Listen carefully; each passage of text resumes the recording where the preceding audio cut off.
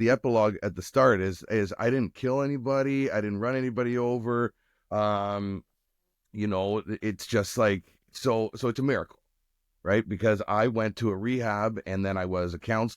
You can review the whole day and they check to see, okay, I could have done that better. What about that? You know what I mean? And Yeah. seeing the evolution happen month by month by month, um, because of these interior checks that you Yeah. can't do when you're drinking.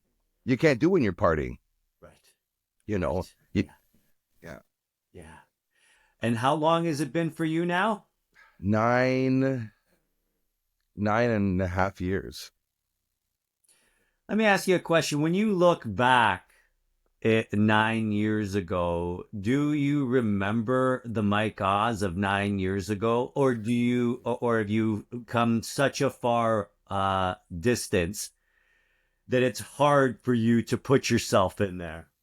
Yeah, so sometimes it's hard to even imagine I was that person. And it is a different person. It's definitely not me. Sometimes, I would black out drunk, and many times in my life I don't know who was steering that train, but I've seen pictures, people have shown me videos, and I don't know who was that person.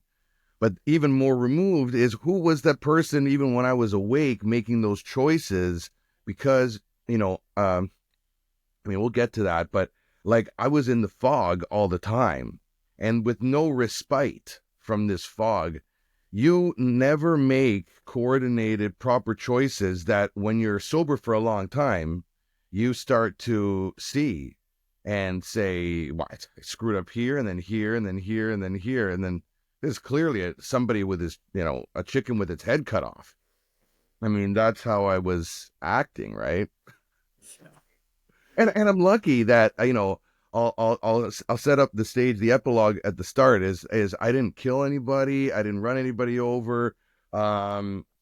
It's just like so it's a miracle, right? Because I went to a rehab and then I was a counselor at a rehab, and I've seen people devastated because they hurt somebody, killed somebody. Yeah. You know what I mean? Drinking and driving, all that kind Yeah. of stuff, and you can't recover from that. It's hard. It's very hard Yeah. to recover It from. comes with a lot of trauma. Yeah. And what was the catalyst? What was the moment? Like the give me the 10 seconds before the I can't fucking do this anymore. Yeah. Yeah. So I mean, like I will state that I stopped drinking for 26 times in my life.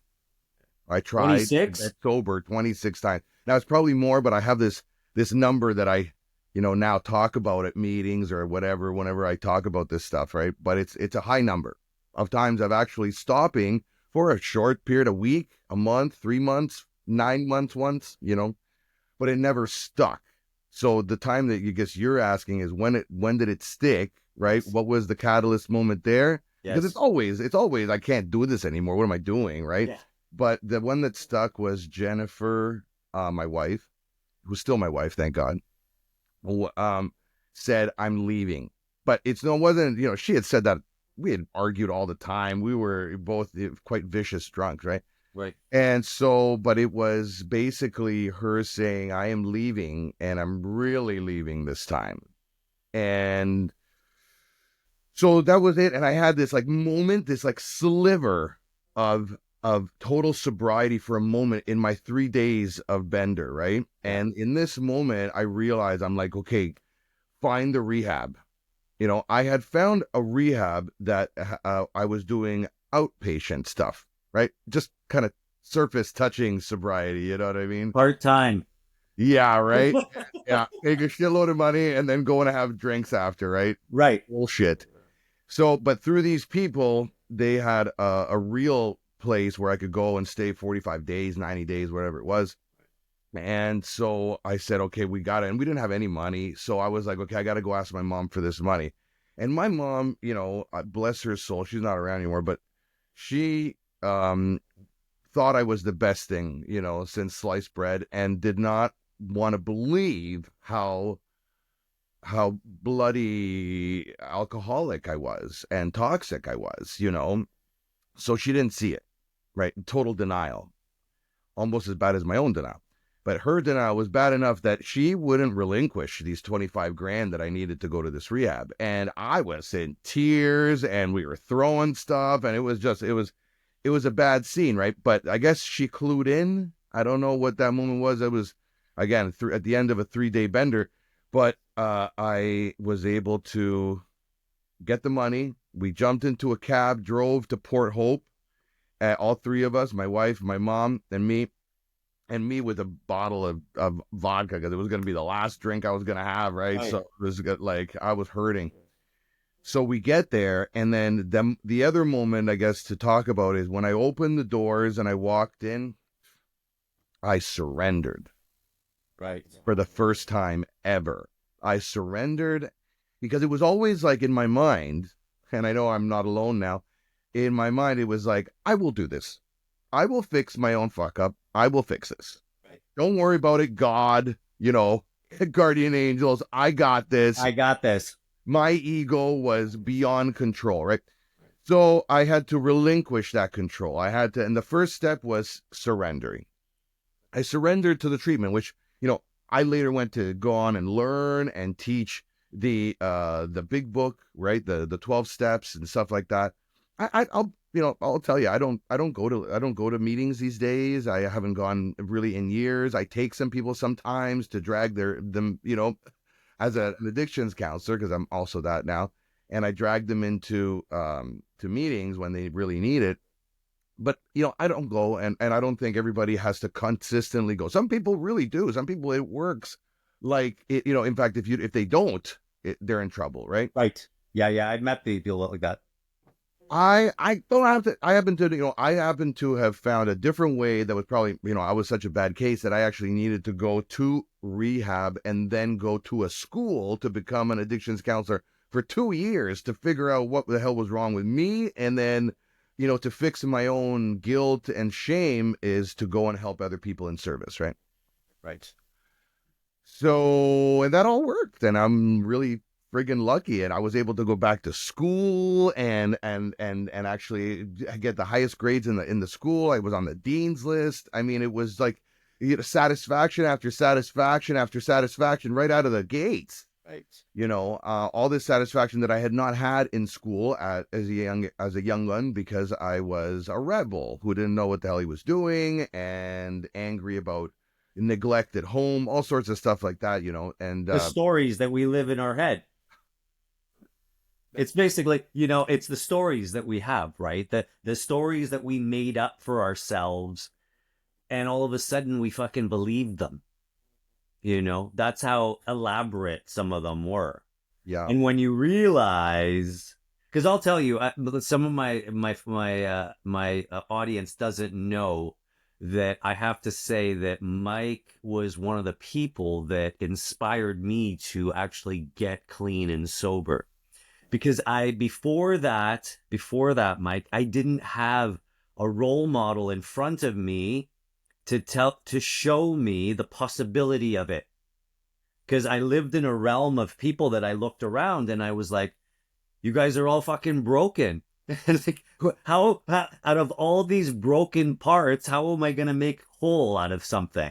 You know, it's like taking a bicycle that's a bunch of parts and you're like, oh, I could, you know, I got a front wheel, I got a back wheel, I got some handlebars. But here was the parts that I was working with. They were all broken too. And so to fix all that was just such a nightmare. But when I saw you pull through, and I mean this in the best of ways, but I was the worst of them, so I appreciate it. yeah, like you were one of the most hardcore guys that I'd ever met. Like you were drinking the bottle and then going on stage, or you were doing this and then you were doing something else. So like you were like, if you were an alcoholic or a drug addict, you were the role model. This is the guy I want to be like. Right? But then you look on the other side of the coin and you think, if this guy can clean it up, the possibility is there for you. And so just having the candle at the end of the tunnel to show you where the light is was all I needed to walk in that direction, because I didn't know what direction I was walking in, you know. And a lot of people um in addiction don't realize that they can't do it on themselves. They can't do it by themselves. It's impossible. Because if you could do it by yourself, you would have already done it. Yeah. Yeah. And so I really wanted to lay the ground rules is, and I'm just so proud of you, man. Like you are exactly what I wanted to emulate. Like I was watching you putting your music together and putting bands together, putting your studio together. And I thought, holy shit, like he's putting all the parts together to make this whole life, you know? And then once you realize that it's possible, then you start walking towards the light. So I have to thank you for like making the time to come on the podcast and talk about this, because I think it's important for people to know that no matter how bad you think your addiction is, there's somebody that has it way worse than you. That's for sure. That's for Yeah, sure. I learned that real quick when I'll just take you through a little bit of yeah, my please. my early sobriety, right? So when I checked myself into the rehab, and this place was called Center for Addictions, Canadian Center for Addictions in Port Hope. Cool place, cool place. I was there for 45 days. And what started happening was after I surrendered, and then I had to realize certain things, like I'd never understood that I had a lack of coping mechanisms. I didn't know what coping mechanisms were, right? They don't teach you this shit at school, and we don't need to get into why that is. That's another section. But anyways, That's the I extended didn't have any podcast. coping mechanism skills. Yes. And so a lot of things like people pleasing,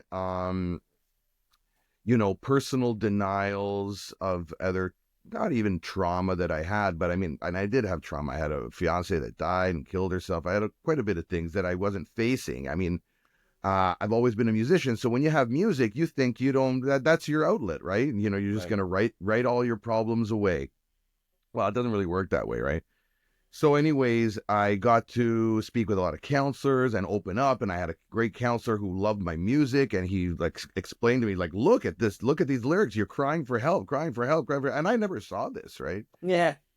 Yeah. So then he kind of broke that all down, and then he broke me down, and I started doing crazy shit, like in the house there, like in the rehab, like doing things for people without asking, without the reward of them thanking you, right? You have to, little exercises like that got me to get out of my own head, right? And to see myself for who I was, and that I was worth it, and stuff like that.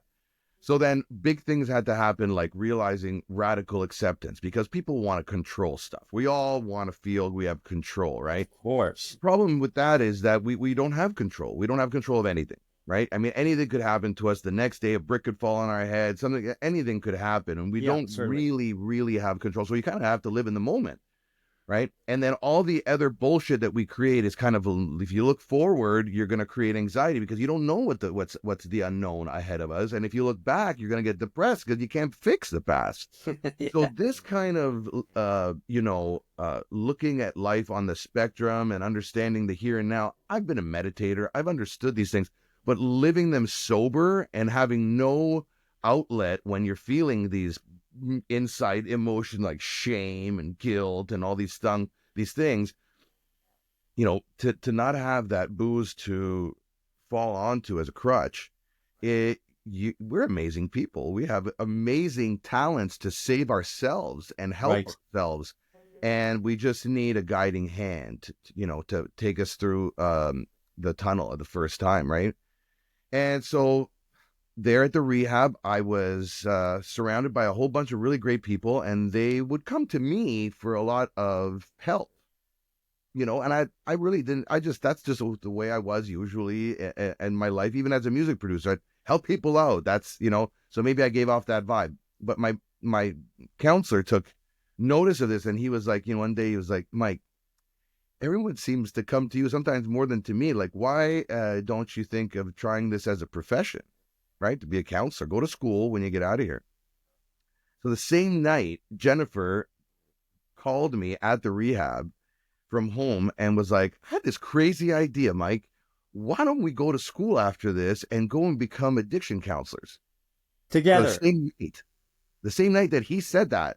So there are there are maybe coincidences, but there are moments when you can feel destiny tugging at you. Yeah. And so that was it. Mine was made. Next day we were already looking for places to go, and we wanted to get out of the city. So we went to Port Hope, Sir Sanford Fleming, and did an abbreviated, instead of 2 years, did in a year and a half. So basically we got no summertime. But we Right. didn't care. We weren't going out drinking in patios. So And nothing else to do. so, and then that was the benefit too. I got to study with my wife. We went to the same classes. We did the same exams. We studied together. Yeah. So that was that. And then I moved out to New Brunswick because my mom passed, and money got a little tighter. So it was like, we don't have much cash left. May as well go buy a cheap house, put the studio in, and then I can also, be an addictions counselor at the same time. And the two things kind of worked out because I Right. ended up running the studio, and then half of my clients, my musical clients, ended up also being some mental health clients. Wow. Yeah. So I want to touch on what you just said, because I really want to like pull at that thread.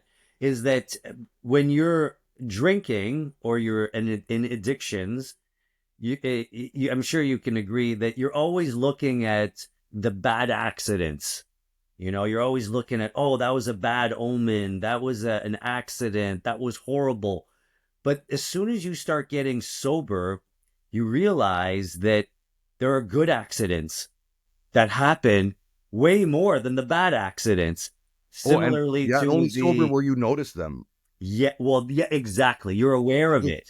Yeah. And when your wife comes up to you and says to you, hey, we should go and become an addictions counselor, and your counselor is telling you that on the same day, you gotta think that there's good accidents, right? Like there's another force that is kind of guiding and directing you, but you're numb to it. You wouldn't have seen it if it was sitting you in front of the face. If the program was in front of you, you couldn't see it. No, But right over your head. because of that lifted fog and the honesty that you have with yourself, in knowing that you're out of control, man. Like, you're not in control of anything. And anybody who's lost a parent will tell you that you're not in control of anything, because you don't know when you're going to have your last conversation. You don't know what your last words are going to be. And so when you have that, you realize to yourself, man, I don't control anything. But then when you put all of your control into a higher power, when you're like, you know what, I'm going to show up That's it. and I'm going to do my best. Yeah. Whatever happens, happens. Yeah. I'm going to do it. That's it. And that's See, it. And that, now I'm going and to that, pull at your thread. Now I'm going to pull at your thread, right? good. You said three amazing things all in one sentence, right? So, like, there you have your higher power. So some people have a hard time with that, right? Because it's like they don't believe in God or something like that, and that's okay, because higher power can be nature, can be things around you that are greater than you. You know what I mean? And so there's that, and then there's uh, being able to say that you have no control is like um it's freeing, because you're able to give it back to this higher power and say that you came and you did your best. And being able to do your best is the biggest lesson that I learned there in one sentence, and that's how I live my life now, is do the next right thing. Right. In front of you. Whatever happens, at every time, at every chance, in a day, 20 things might get put on your plate, and you just, each one, just do the next right thing. Yes. And like, that just steers me the right way. And sometimes if I don't have a hard time thinking about it anymore because it's become an automation, right, for me. But in the beginning, I'd always tell people it's like going to the supermarket and always putting away the cart. And it seems like a small thing, but the actual thing of putting the cart back, being part of a community, doing the next right thing, not lying to yourself that it's okay to leave the cart here this one time, Yes. just leave it there. Some car is going to hit it. Who knows what's going to happen? You know, the point is something so small. If you lie to yourself there, then 2 weeks later, you're going to go back drinking because you're going to lie to yourself again there that it's okay to have a few drinks and you're going to be okay. Yes. And that's how you start up again. Yeah. Yeah, for sure. For sure. I totally agree with you. In the 5 years that I've been sober, 5.5 years, I felt, thank you. I really, coming from you, like it really like means something. No problem. In 2 years in, I went to the city and I met my friend who I was waiting for. Had to do a pickup of some furniture. And while I was waiting, I said, I'm going to just go and visit my friend that I haven't seen in 2 years. So I knocked on her door and she answered the door and she was like, hey, come on in. Oh my God, it's so nice to see you. And as soon as I got in there, she said, hey, do you want a drink? And I was like, no, I quit drinking 2 years ago. And she's like, you don't mind if I have one? And I thought, I'm 2 years sober. I'm strong. I got this. Don't worry about it. Yeah. So I walked in and about half an hour later, I'm doing fucking shots. And I ended up like, drinking a whole 26er with her. We did a couple of grams of blow. And the next thing you know, I'm like fucking panicking. I get in the car and I'm coming back home. And I'm like, what am I going to tell my wife? Right? Like, what am I going to do? Like, and I was thinking about, like, oh, I'll just tell her I had one, blah, blah, blah. And the story is going in my head, right? And so I came home, and as soon as I opened the door, I said, listen, I fell, and this is what happened. And I feel awful because I made you a promise that we weren't going to do this, and I want to make good of it. And my wife looked at me and she said, it's okay. We all make mistakes. You don't have to repeat it. And just having that to land on gave me so much power. You know, that higher power you were talking about? She's my higher power. Like people look at it, and the higher power could be anything, right? It could be your Absolutely. passion, it could be your Yeah. art, it could be your creativity. But what happens is one thing that I realized was I hadn't lied to my wife in 2 years since I quit drinking. And here I was thinking about all the ways I wanted to lie to her. And it was all because of the booze. It was because of the Yeah. booze and the drugs. And I thought to myself, holy shit, like it's got a hold of me. And ever since then, like I don't even touch it anymore. I'm not the kind of guy who goes to a party and says to everybody, oh, I don't drink. I don't drink. Yeah. When they say, what are you drinking? I'll say, I'm having a pop or I'll have some juice. Yeah. And they're like, oh, do you want some wine? I'm like, no, it's my off day today. Yeah. And that way I don't have to explain what the whole thing is and my Yeah. sobriety and I'm powerless. And if I have one drink, I'm fucked. Yeah, no, it's nobody's business, really, like, and in fact, since I got sober, when I go to a bar, I run to the bar. I don't hide from it. I run Right. to the bar and I go get myself a cranberry and soda, Yeah. whatever it is, to hold something in my hand so I don't need to make explanations. Because when you have something in your Exactly. hand, no Yeah. one's going to come and ask you if you need another drink. Right. Right. And one thing that I've realized is that I've been through my years of like sobriety is that people who don't drink don't lie. They don't lie.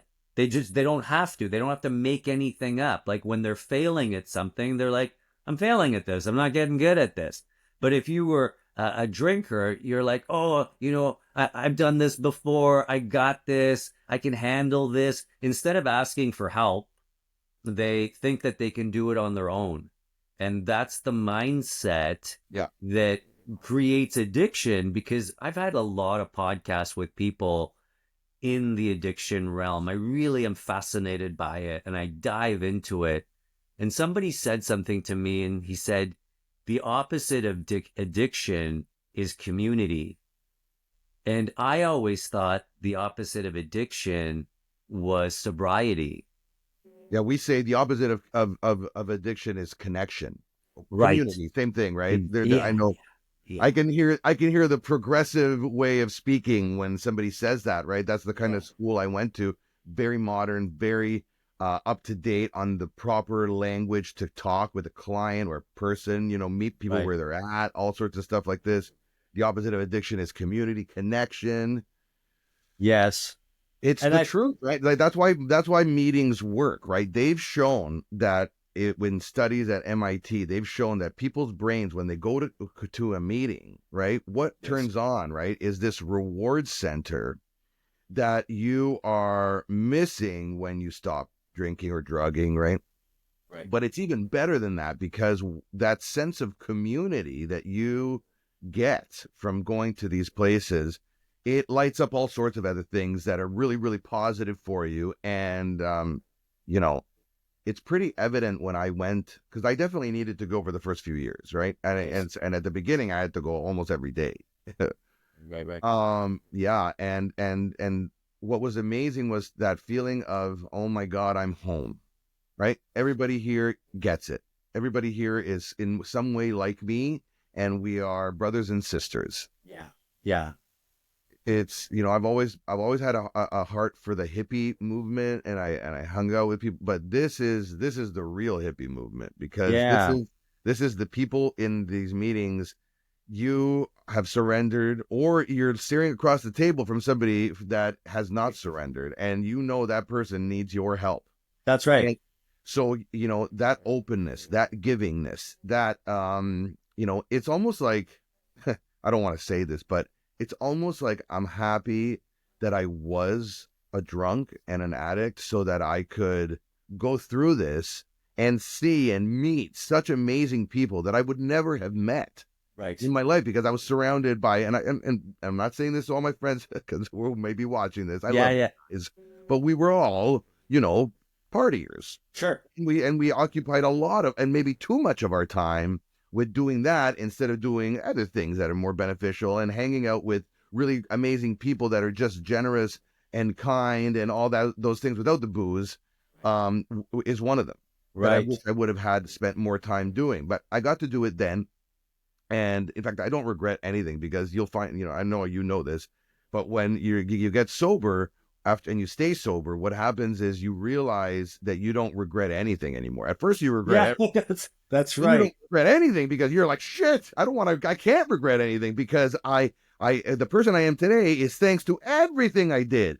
All my Exactly. mistakes have brought me to this moment, and this Yes. moment I love. Yeah. Right? I love who I am today. Yeah. And I'm still changing. I still got lots of things to fix on myself and whatever, but I love who I am today, especially in respect to who I was before, right? So Yeah.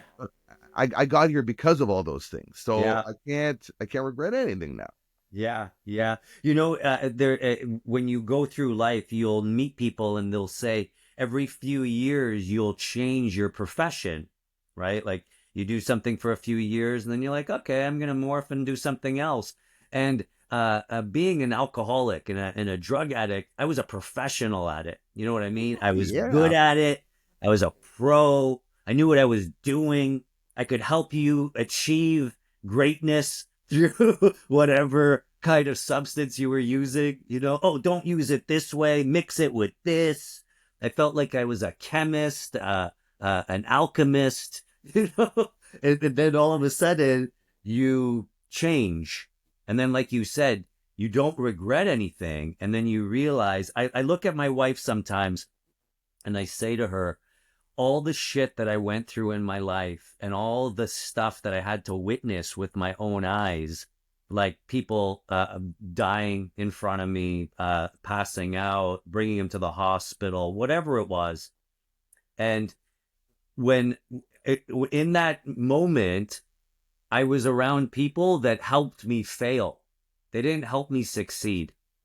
And it took me a long time to figure that out because when I got sober, and I call people and I invite them. I'm like, hey, why don't you come to the farm and spend the weekend, hang out? And as soon as it comes up like, hey, this place is dry, please, like, don't bring any booze with you. They don't call. It's the loneliest moment of my life. But the reason I find that it's the loneliest moment of my life is because the guy upstairs or the higher power or whatever realizes that I've worked so hard on maintaining this peace that it's almost like they don't put it in my orbit for me to fail anymore. Like I don't hang out with people who give me license to fail.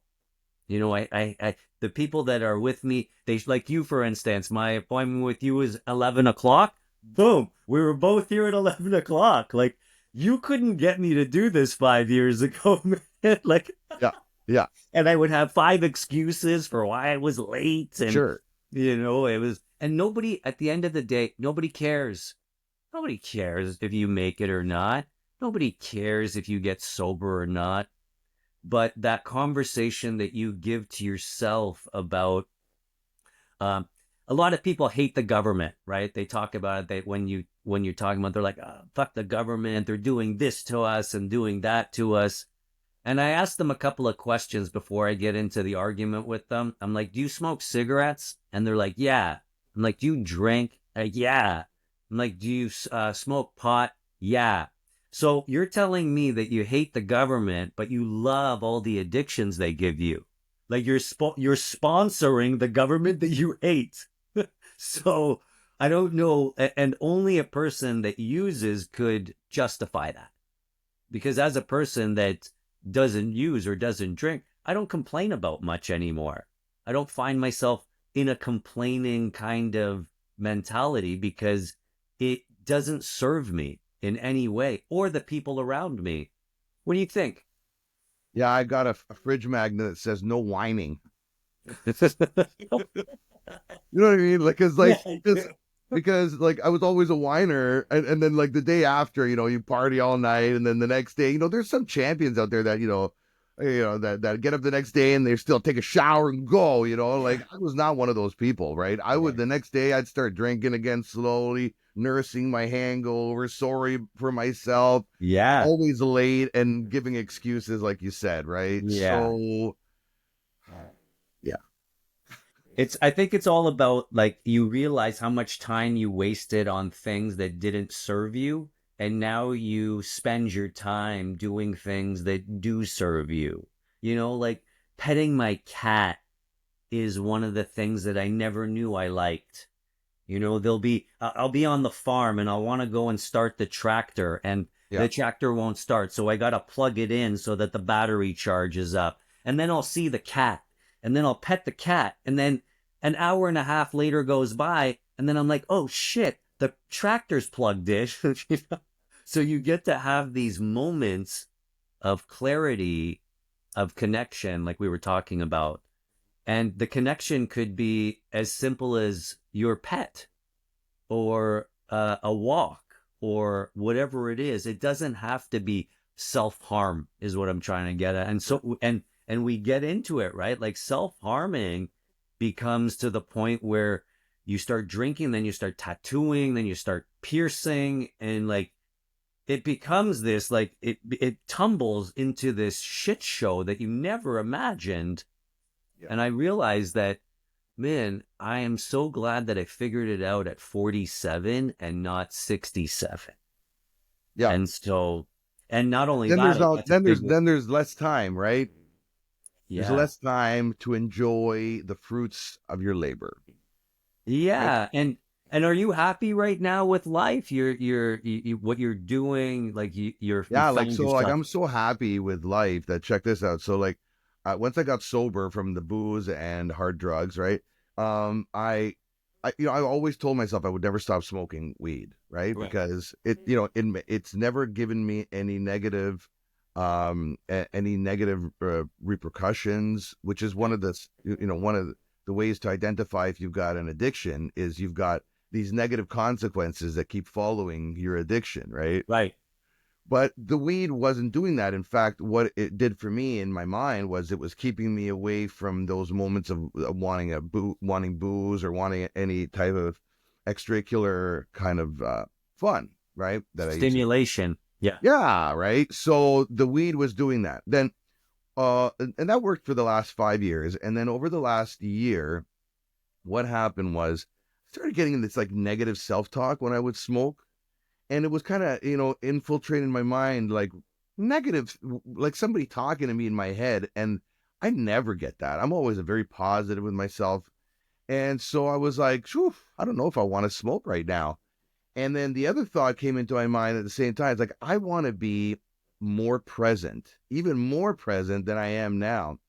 And so what would happen is I would have a joint ready, and then I would like, kind of want to be present for this. I wouldn't get to smoke it. And then, 2 hours later, I'd be like, I want to smoke that. And then the next thing would happen. I want to hang out with my wife. And I'll be, oh, I want to be totally present for that. And then, I go for a walk. It's like, you know what? I don't want to smoke my joint right now. I want to be totally present and see if I can make a bird land on my finger and be totally present for that. Yeah. And right, and then over the course of the last 8-9 months, I just have never had a joint that got me stoned. Right, so I only smoke CBD that doesn't get me high. Right. And so what happened was after about 3 months of this sobriety that I did not force upon myself. It just kind of came, right? Right.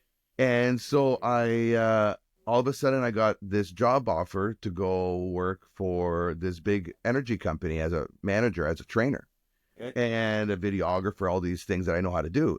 And mixed in with the architecture that I studied many moons ago in Italy. So it was all these like weird skill sets that a few people had. In fact, they called me a unicorn, that they found one person that could do all these things. So they hired me, and I swear I could never have done this and run my studio if I was even smoking dope. Right. Because you need to be so accurate that there's just no getting stoned. Right. So it's like I told the universe, hey, I'm open for another challenge, right? There's Right. space in my soul for something else. Bring it on. And Yeah. the universe didn't let me down again, right? Here it came with a big, big old challenge, which also helped me make enough money to then be able to take care of my wife, who has some mental health issues that we're working on and stuff like that with some medication. But for her to be able to know that she doesn't have to be the real breadwinner, and my studio only just makes up the rest of the stuff, actually being able to do that for her was kind of like my next life goal. Right. Right. Right. Beautiful. Yeah. So here I am doing these great things. And then I guess the last but not least, in this road of sobriety, I was able to start working with bands again, like that I'm in. Not just other bands, because when I got sober, it was very hard for me to work on my old music. Impossible, in fact, because it was always all associated to drugs and alcohol, and then You were tethered to your past. I'm sorry? You were tethered to your past. Totally, and it was a trigger every time it would happen, right? Of course. But after 6 years, I started writing again with these new groups and playing bass in another band, and taking on these emotions of musical emotions that I hadn't had in a long time. But it was getting rid of the weed that was able for me to be able to, like, I wake up in the morning at 5 and I spend 3 hours editing a music video of my band. And then from there, I start working on my Greenfoot stuff as a manager. And then I start working on a client stuff at 1 o'clock in the afternoon. Right. Then I do the gym. And then I go back and I'm working back in the studio, recording somebody and mixing another song. And you know what I mean? Like, there's no way that I could even appreciate this stuff if I was smoking dope, certainly not drinking. But even the smoking the dope and being high, that had to go. Because like I want to do all these things in my life. Yeah. I love that what you're saying there is because there was a guy that I spoke to years ago, and he taught me this, this saying, and he said, only walk through doors that are open. And for the longest time, because of my addictions, I was walking through doors that weren't open. I was banging my head against it. I was kicking it. They weren't going to open. And so it was when you walk through doors that are open, like you said, like I don't want to smoke pot anymore. When you walk through that door, you have no idea what's on the other side of that door. And then when you go in and then all of a sudden you're on your approach and you arrive, are you at the point in your life right now when you look at your life and you're like, this is where I want to be. Like I've arrived. This is Yeah, I've had, exactly what I envisioned myself doing when I was a young man. Like these are so the yeah, conversations so I'm having. so what happens to me, I mean, I hear it happens all the time, and as an addictions counselor, you know, we know this to be true, but uh, when you get sober and really sober, the first month you get some clarity. Then after about like 3 months, you feel this other like, oh, more clarity. And then after a year, then you're like, holy shit, I never thought I could feel so like I'm supposed to be here. This is the real me. Right. Then after 2 years, you're like, oh my God, this is amazing. This is like my life is how I always wanted to be, right? Then Yes. after 5 years, you just cannot even believe you were that person. Right. And now you're living that life that you always wanted to see in your head, Yes. right? So, Yes. you know, I now hear you. I'm closing in on 10 years, right? I'm closing in on 10 years. So after 10 years, I can say that like, um, now I'm starting to build on this life that I've created, Yeah. right? Like I know people, and a lot of my friends, you know, used to tell me this, right? Mike, you live in a bubble, right? Because I had parents who had always given me money, never made me feel like I needed a job. I'd had very few little jobs. I'd worked as an actor, worked as a model. You know, little jobs like that where like you still are babied and you don't have to go out and suffer a 9 to 5 You're a or. contract work. you, had, you didn't have to punch a clock. You just had a contract.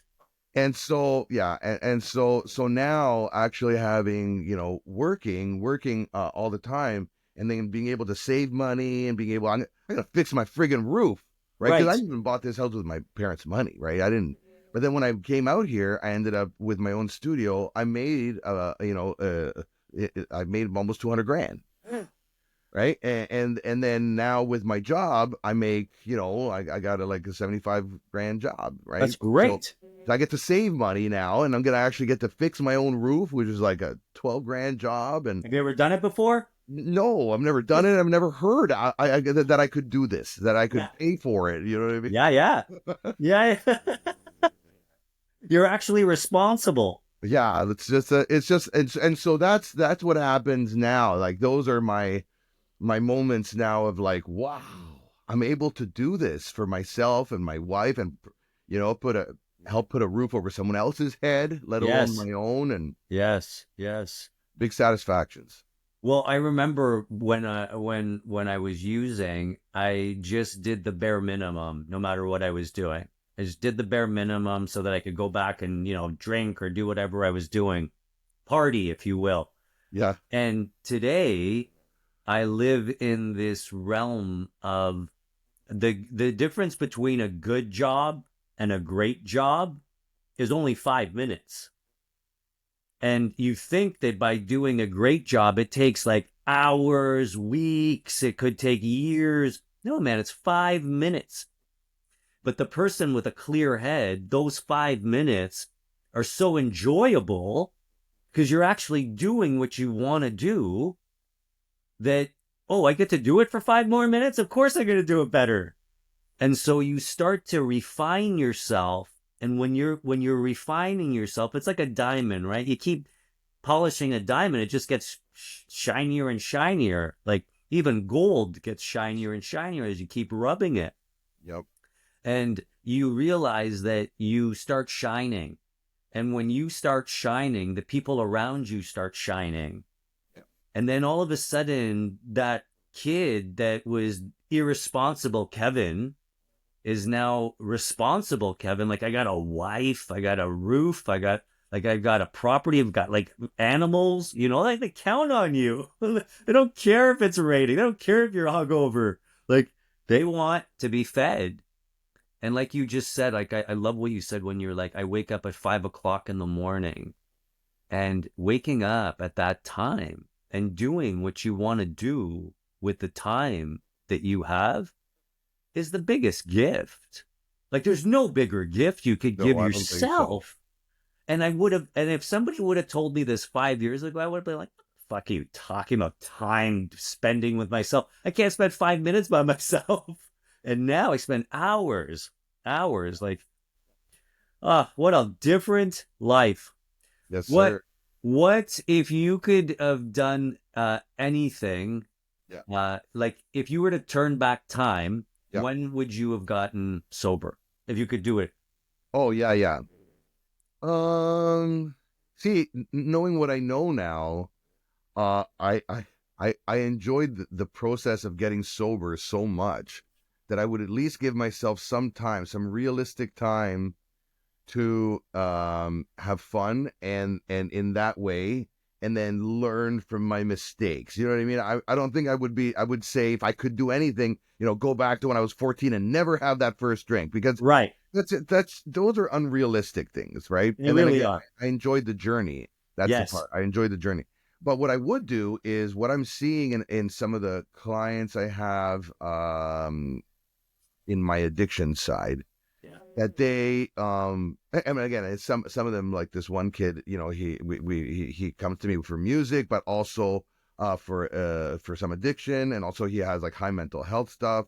And so the whole thing, he's come to me at 25, and like when I speak to a 25-year-old, there's no way that I'm going to tell him stop drinking Right. and never have a drink again, because if their mind goes like this, you mean I'm never going to get to be social ever again?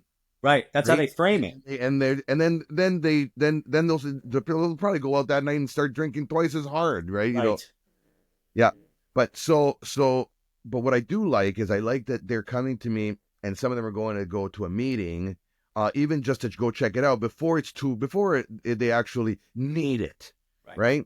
So that's what I wish, that I could go back in time to when I was like 25, and somebody could talk to me and give me the options of saying, "Hey, look, you're kind of missing these things in your tool belt of life, right? You're some coping skills, and the booze that you're drinking here is actually only going to fuel the fire." So if Right. somebody had explained that to me a little bit better, I would have made less mistakes that I'm being, I guess, ashamed of, or whatever. I'm not even ashamed of them anymore, but I mean, like, I could have spent more time studying music, for example, at a younger age, where it was certain things by now would have become more automatic, Right. right? That's all. Things like that. Or that I would have maybe worked out at the gym more at 25 sober. And so I would be like less clunking around now in the gym, and like, Yeah. oh, this hurts, or, because I didn't work out properly throughout my teens and young adult life, right? Things Right. like that. But they're not great. There's no really, like I said, there's no regrets. But Right. if I had to go back and change something, it would probably be something like that, where I regret, maybe, for example, like, I got a friend, we got a friend named Christian, and I wish we had spent more time recording music Right. together, right? But instead the booze and the drugs took over, Right. and so we didn't get to do that.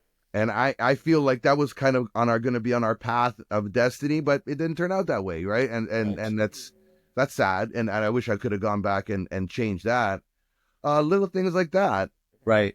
There's a lot of people from my past and yours, I'm sure, that wanted to write an album, that wanted to write a book, wanted to write whatever, but never got to there Yeah. because there were so many hurdles that came in. And there's I read this beautiful book a few months ago, and one of the excerpts in it said there are people with half of your talent doing exactly what you want to do. And when I read that, my mind was blown. I was like, what? And that's when I started my podcast, because I was like, there's people out there that with half my talent doing it. Like, Yeah. what? And so it's important to realize that you have to have a certain level of, I think that the best word that we could ever learn as men, as human being men, especially, because I don't know about the women, but I speak to the men on this, is the word no.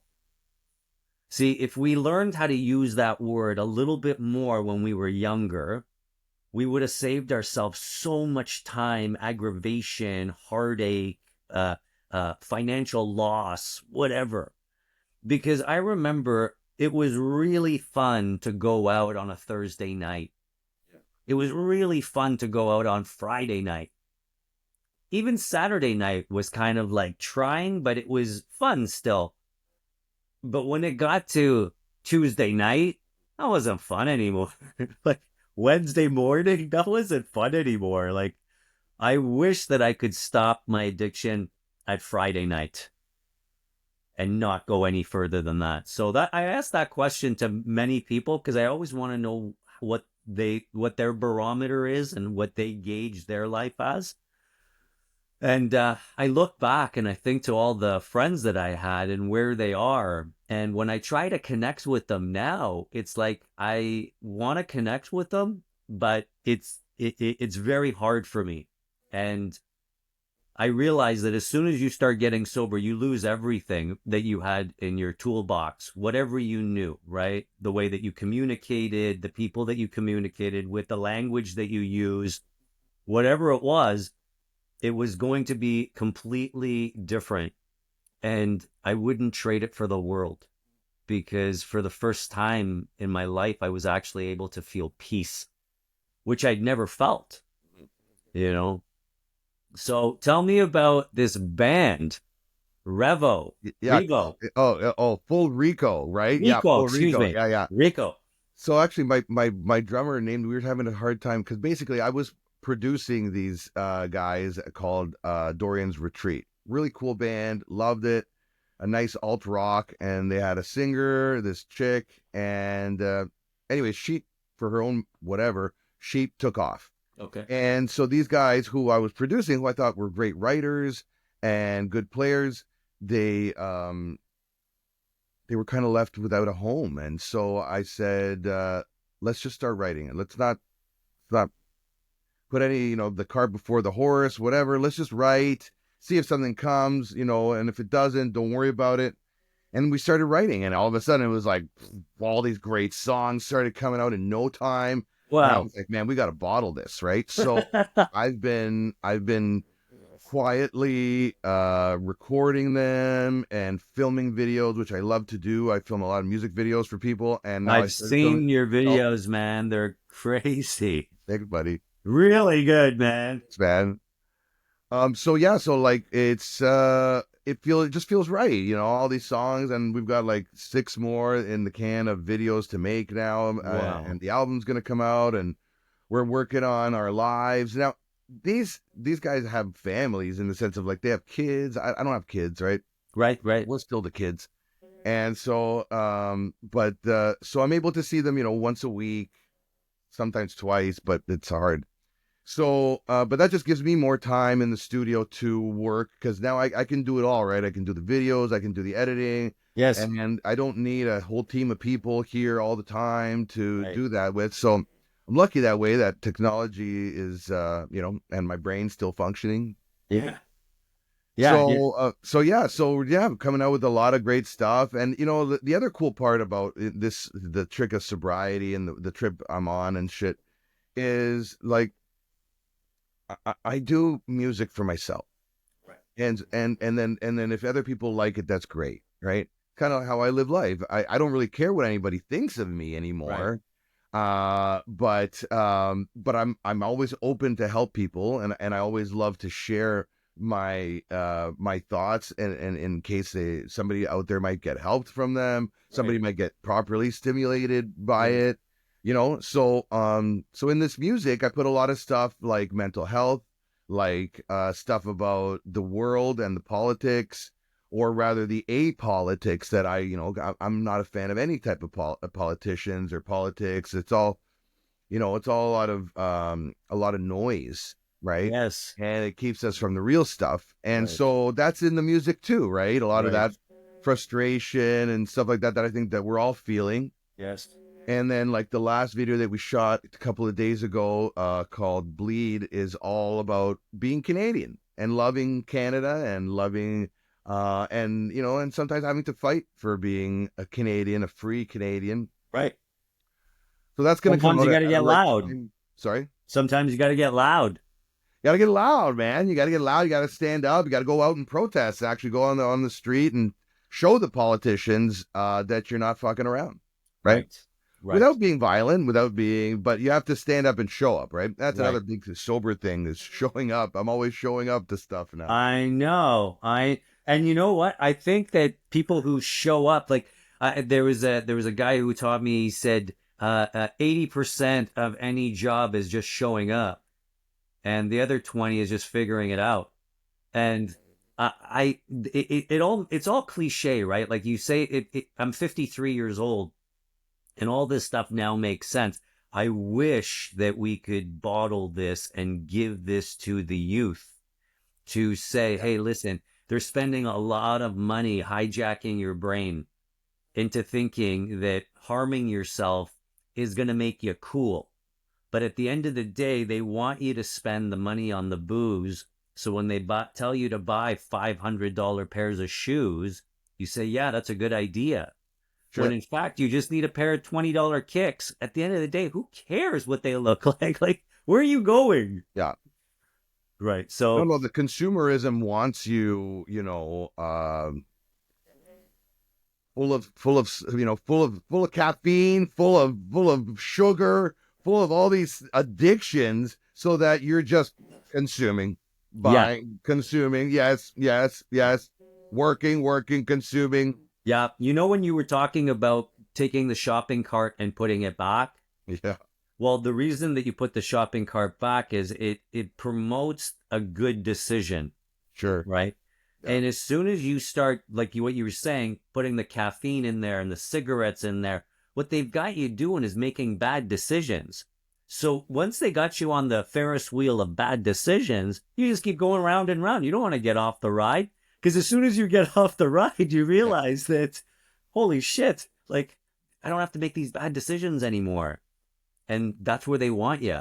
Oh And I yeah. think that the more people realize that if you do the good decision and you put one foot in front of the other and you walk through the doors that are open for you, the life that you have, you would have never imagined it. You couldn't have imagined it like this, you know, because you would be foggy and you would be comparing yourself to the other guy and why is he more talented or why is he more famous or and now you find yourself competing with yourself of like, hey, I did 12 push-ups yesterday, can I do 13 today? And then you, like you said, I'm not going to smoke this joint for 2 more hours, and then something else comes up and you're like, it gets kicked down the road. The can gets kicked down the road, and all of a sudden, next thing you know, you're like, oh, wow, look, I got another can, and I can kick this can down the road, and it doesn't have to It's be the same one. Like the impermanence is the beauty of it, is what I'm trying to get at. totally.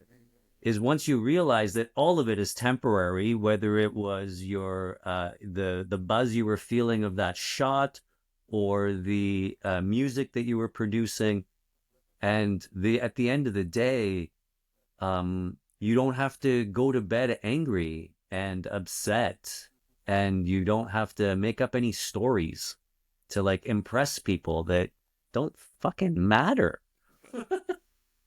Like, man, I wish I learned this at 25. Well, there So you go, right? That's the turning the clock back is is yeah, is to be able to know these things at 25. Now, however, I learned when I got sober at 40 that even the rabbis, they don't really tell the secrets of the universe to people until they're 40. right. And because something happens in here at after 40, and uh, there's a type of wisdom now, whether and some, yeah, I guess if you don't have the clarity, if you're not sober enough, maybe you don't get to get in there. Right. But I definitely know that something else clicked apart from my sobriety. It was like something about my age and about how many years I was on this earth, something with the chemistry in our brain. I don't know, but I definitely was able to appreciate the sobriety in a totally different way than when I was 25. So I think, and I'm just going to speculate here, that I think that when I was 25, even if I had become this sober, uh, without understanding the coping mechanisms, how they work and everything, which I think takes, you have to be a real adult. You have to have lived enough years on this earth. Maybe it's 40, maybe it's 30, I don't know. But I feel like at 25, I was still a little too juvenile Right. compared to now. So all this in saying, and when I was younger, I did not want to grow old. Now that I'm old, I wish I was never young in a way. Like I Yeah. love being plus 40 I love it. because there's like this wisdom, this extra knowledge that is there when I make choices during the day that I appreciate it. I Yes. appreciate that wisdom. Yeah. I always look to nature to answer the complex questions that I have in my head. And it's like, when you take steel out of a kiln and it's red hot, the way that you make that steel stronger is you quench it in water. And that whole non-alcohol, non-drug use is that quenching of the water, because it takes everything away. And then all of a sudden that steel doesn't become twice as strong. It becomes 10 times as strong. But that process, the annealing process or the galvanizing process, is so dramatic that nobody wants to go through it. Right. The dark night of the soul. Yeah.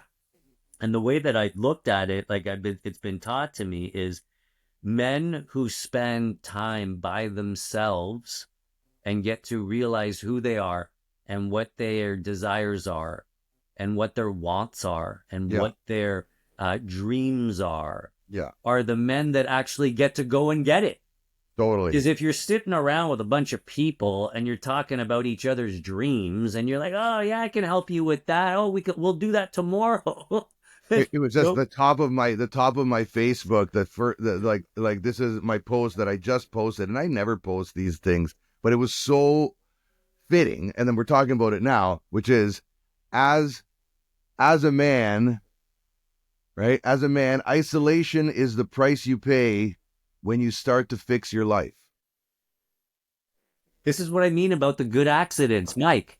Good accidents, bad accidents. We spoke about it at the beginning of the show. We were like, these things happen and they're guiding you. Yeah. And as long as you're clear, all the signs are in front of you. It's telling you where to go. I've got a thing I want to run by you, and I want to see how you feel about it. Is that, do you believe that as men, we already know the way home? Right? We know that we're all going to die, and we know in which direction we got to go. But the people that try to fight this journey that you're on are the ones that run into abusive relationships, drugs and alcohol, jail, bad relationships, whatever it is, bad jobs. But there's people who, have a heading. They know where they're going. They've got conviction. Then they're walking in that path slowly, slowly. They're not getting there quickly. They're actually getting there slowly. And slow is the new fast as I get older. What do you think of that? For sure. I think that there's a lot to unpack there. So for sure, I feel that everyone has a fear of death to some degree or another, or they think about it to some degree or another, as an underlying thing, and usually that kind of inner fear is what can silently trigger all sorts of bad behavior, right? YOLO. Yeah. And so then of course then there's that anger piece of like, why was I born, just to die? And then or I'm going through life and I'm not succeeding what I think I wanted to be doing, so now I'll go and destroy myself. All these things like that, right? And then when you get sober and you actually get on your tracks and you're going, then this fear of death starts to kind of disintegrate. Yeah. It goes into the background, while what's in the foreground is you actually living your life in the present moment. And that's why you can go slow and it can feel slow, because you're not rushing now. Now you're enjoying the journey. Exactly. You're enjoying the Exactly. journey as you're going, and that can be timeless, Right. right? I used to be afraid of eternity when I was a kid, and I would run from that fear of being dead eternally. Yeah. But that changed when you if this is gonna if I'm gonna live a life, and I don't have to live my life like this, but as a spiritual being, Yes. to live another life and live life in the afterlife, and then but that sense of eternity, if I'm living life with this kind of spirit, this kind of soul sensations, that's okay. Right. Then I can take things slowly. I can totally enjoy the journey because I'm not in a rush to find out when I'm going to die, how I'm going to die, right? In fact, when I got sober after about 4 years of being out here, I had to start wrestling with this fear of death because that was one of the things that would get me drinking. One of my triggers was this fear of Yes. death. Yes. And as a as a good Scorpio, I'm very very interested into the dark arts and all and everything of the occult. Right. And so I started researching more and more and more of stuff that I would always research when I was younger, but then drinking, you put stuff down, you don't. Sure. But anyways, I would always research near death experiences, Yes. very close to this stuff, and so I started researching more, and I started writing essays and research essays until one of my, I used to admire, I still admire him very much, Graham Hancock, took a look at some of my essays online and published them in his magazine. And so, Congratulations. yeah, and so this was like a really big thing for me because I love this guy. I'd always read him since I was 14 years old. And now he's taking seriously some of the claims that I'm making through other doctors who have researched their own patients and near death experiences, right? And speaking to an afterlife, speaking to all sorts of things. I'm sure everyone by now has heard of what an NDE is, right? Right. So writing them, again, sober, writing these made me come face to face on a daily basis for like a 6 months, with death, my fear of it, what I Right. think is going to come after, and then all that to say that like our journey here, if you're going to be fully present, that fear of death kind of goes, like I was saying, in the background, Right. and so it's one of those things that, like an extra thing you get to do when you're sober is go and face your fears. Yeah. Yeah. If you don't do that, what's going to happen is eventually, and you'll learn this in the 12 steps, is you have to do a inventory of your life, Right. right? You have Yeah. to Yeah. find out, Yeah. you have to see what's wrong, what you think is wrong with yourself, what do other people think is wrong with you, what harm you've done to other people, all that stuff. But one of the key That's points, a hard conversation to have. I thought That's that's like a whole that's other a conversation. hard one. Yeah, that's why I didn't really delve into that one today. But Yeah. but that inventory piece Yes. is the fears that we carry with us. Yes. You have to deal with them, and new fears will come up, and you're gonna have to re-deal with those and stuff like that. And that's kind of the journey, right? Right. Is and we each have our own. So for me, one of the best things about being sober was being able to do that, being able to confront it, write about it, even get some accolades from it. I mean, but Right. Right. What you were saying before about like going through it and not thinking about it, it almost reminds me of, when you're running through the forest and you don't know what forest, you're not familiar with the surroundings. And like, let's say that there's like a coyote chasing you or something, and you're running through the forest, and then all you're trying to do is get away from this coyote. And then when you stop running and you realize, okay, I've distanced myself from it, I'm in a safe spot, you realize, holy cow, look at all the cuts I got all over me. And I didn't realize that these cuts were happening as I was running, because it was so in the moment of running and trying to like survive that I didn't realize how much pain I was going through. And your pain only catches up with you when you stop running. And yeah, so once you realize that, you realize, holy cow, I've been running for so long that I'm fucking exhausted. Well, I've Lost it. got a friend, right now, and she is hurting bad because she is still trying to get sober, and she is exhausted. Yeah. Like, she is exhausted Yeah. from Yeah. herself. Yeah.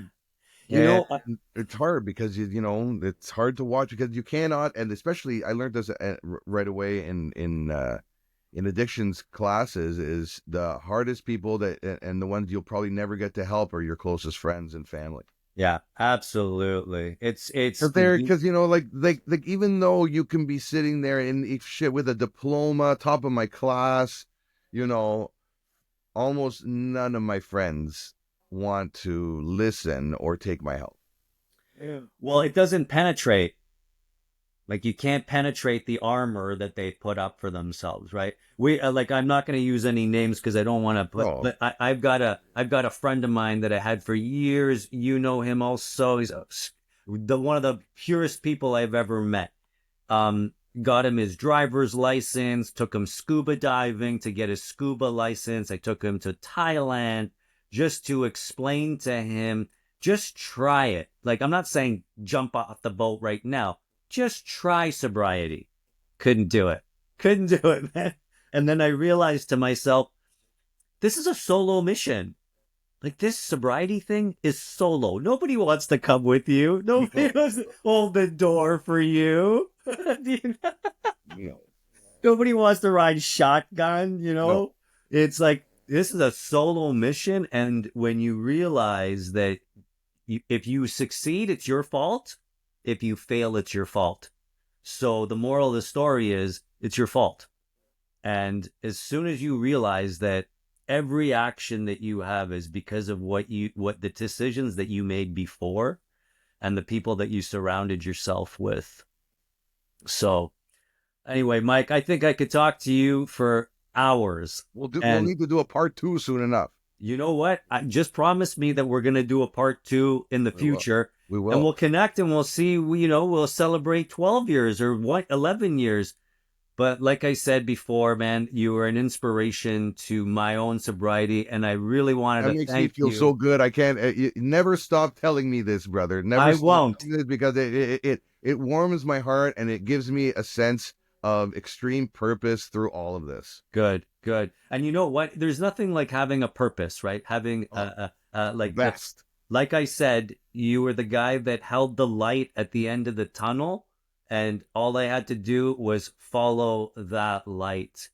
What I'd love to do, Mike, is if you could, in the when you get a moment, send me your email, your address for your band, so that I could put it into the Oh, show love it. notes, so that people can get inspired, man. Yeah. Do you want Because me to do it on your messenger? you can do it on my message. Yeah, Messenger would be great. I'll put it into the show notes when I edit it, and it'll be on YouTube within about a week.